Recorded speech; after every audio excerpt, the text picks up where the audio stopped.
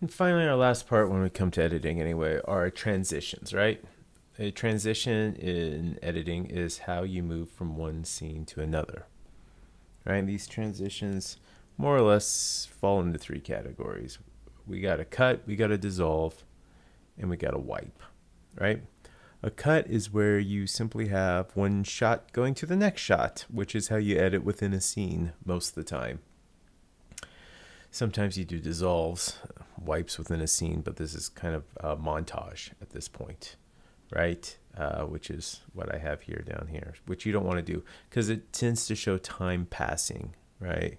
We're time is passing. We're doing something where we're trying to get a lot of visual information into a short period of time that maybe takes days, months, weeks, even years, right? This is kind of the film language that we have here. So we generally don't want to use those. We just want to use cuts so it doesn't do that. Sometimes you see dissolves in a film that aren't montages, right? And they get really artsy, right? There's kind of art feelings that are really putting into a moment, right? I'm thinking old John Woo films, if you're familiar with that director, who would use, he would, right before like a big gunfight, he was this action director, right? He still might be making movies.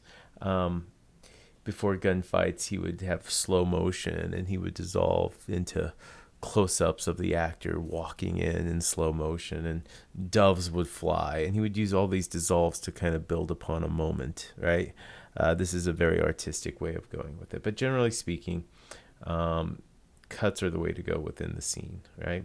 Dissolves and wipes tend to go in between scenes, right? Which kind of show, once again, a softer passage of time, or, later on, we're moving to a different scene, whatever. Wipes are generally used in things like science fiction. If you're a Star Wars fan, you've seen wipes all over the place, right? Even with the new Star Wars Mandalorian that's out, they use wipes all the time. So this is generally how wipes are used, is to have kids films, sci-fi films, action films, stuff like that. Wipes generally don't work well in drama. Okay, so anyway, these are things to think about with transitions as you're doing it. You can dissolve to black, which is called a dip to black, right? Fade to black are also dissolves as well, which are ways of changing from scene to scene. So we have some editing rule of thumbs here, right? These are general guidelines to follow. Always cut on action when you can, right? If you don't cut on action, as demonstrated in the lynda.com video, things can just feel off, right? It doesn't look as good. During a scene with actors, don't have empty frames, right? These are frames where actors are not in the shot.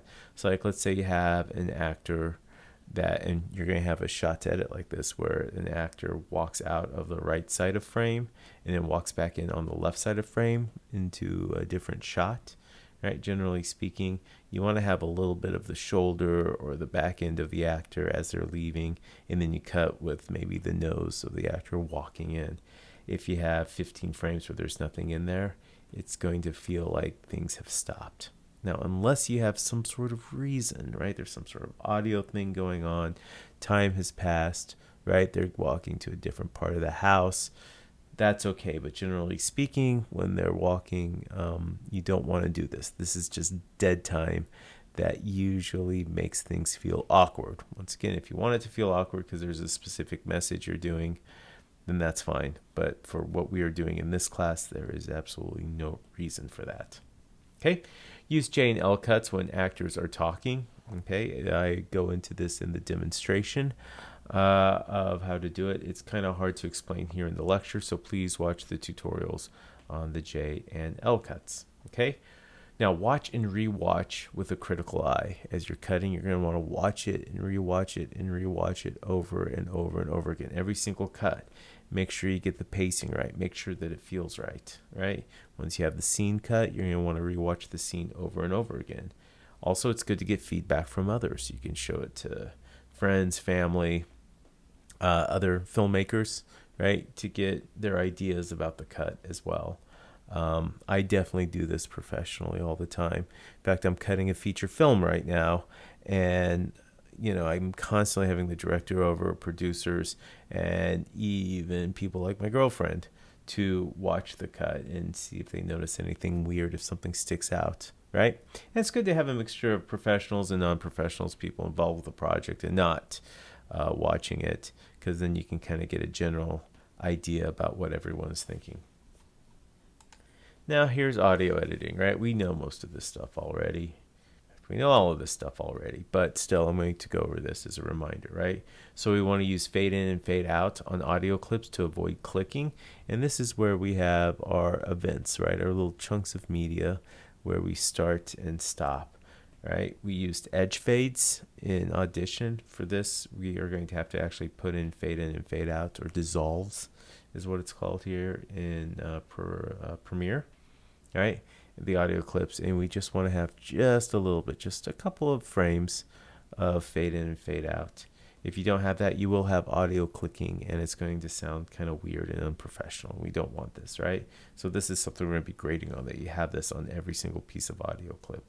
Okay, we want to checkerboard and overlap audio cuts, right? This is where, let's say we have two people talking, right? We use, like, let's say the first track to have one character and the second track to have the other character, right? And we kind of bounce back and forth between the two. This is called checkerboarding. And then if we can overlap the audio, that's even better, because the room tone is going to be different between the two characters, right? We can have a little dissolve so we don't have any black space in between that as well, right? Where we have black noise, or where there's absolutely digital black, there's no tone at all, which is not really a good thing to have. Okay, so we want to do that. And of course, you want to use tone or ambient noise to cover holes in the audio. So when you do have those digital blacks, it's good to have tone going over everything, right? I gave you the tone that you need in the media folder. So check that out and use it, right? There's some diner background scenes that would be good, because this is a diner shot you'll be cutting, okay? And finally, listen to a critical ear, right? Listen with a critical ear, rather. If something sounds off, find a solution to fix it, right? Because if it sounds off to you, it will definitely sound off to us. Okay? Audio mixing rule of thumbs here, right? So, dialogue is the most important audio element. If dialogue is hard to hear, fix it, right? If you bury your audio in music, your dialogue anyway, in music and sound effects, that's going to be terrible, because the story comes visually and it comes with the audio, with what the words people are saying. So it's very, very important you're doing this. So don't mix Foley and sound effects too loud, right? If you do it, then that's going to cover the audio, and that's bad. Okay, most of the time they should be mixed softly. Okay, use automation if needed. Right, this is where we can do the rubber banding. We did this in Audition with volume envelopes. Same principle applies here in Premiere. Right, mix in stereo. If something's happening on the left side, make it happen on the left side. If something's happening on the right side, make it happen in the right side. Right, mix in stereo. Also, don't mix the music too loudly. Right, if you mix the music and it's too loud, it's going to cover the dialogue. And there's always this kind of fighting that we do. Right, I'm going to have you do the split tracks. This is something that is done professionally. We have done the split tracks with the audio before. This is where we are having the dialogue up on top, the sound effects in the middle, and the music in the bottom. Right, this is how things are delivered, because then if for some reason the distributor gets in, they think the music is too loud, they can bring it down. They think the sound effects are too loud, they can bring it down. Right, they can also bring that stuff back up if they feel like it's soft, and also they can dub over, so they can replace the dialogue track easily that way too. Right, so yeah, anyway, this concludes the lecture for this unit, and let the PLA or I know if you have any questions. This is a short unit, right? So do the work quickly and have a great week, our last week of class. All right, it's been great having you in class, and I will see you later.